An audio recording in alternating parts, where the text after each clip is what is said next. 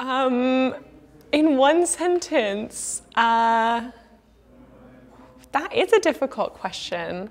Sternklang in German is star sounds, although weirdly the translation of the title in English is given as park music. But there's more to it than just the literal translation. A lot of the playing relies on sort of sonifying constellations as you sort of write them onto a page. We imitate the vowels of the names of the star constellation, which you would see if you could see stars. And that's what we as musicians are trying to do, is to represent the names of the constellations in a musical way that has a hypnotic effect over a period of time.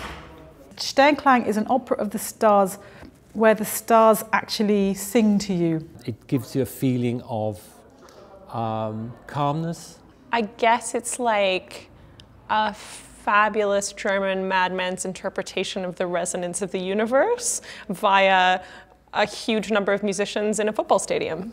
Sternklang, in my opinion, is one of Stockhausen's masterpieces.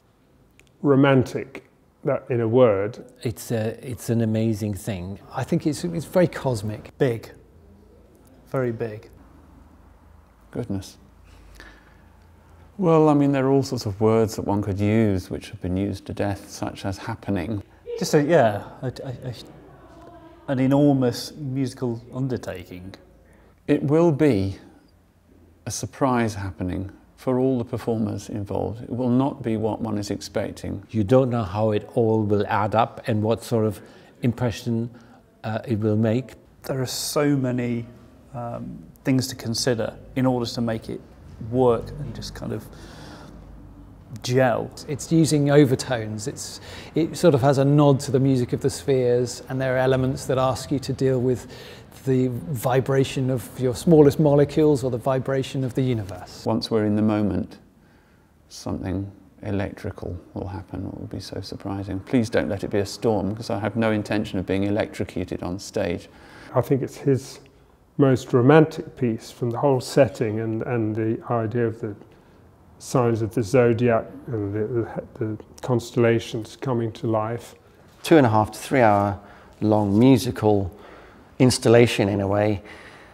I think the composer was trying to show us there was a lot more out there than we can even begin to think about. Whether or not one accepts his suggestion that this is for beings from other planets, to prepare them or to prepare us to meet them, that we can take that or leave it.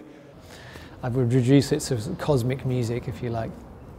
He had the imagination to look beyond the purely terrestrial circumstance that we find ourselves in. It's a sort of philosophical position rather than a kind of away with the fairies that we tend to think, was he mad? No, he was just, as any speculating mind would do, thinking beyond the earthly. What more could you want in life, really? That and the main source of annoyance for my neighbors in the last 3 weeks.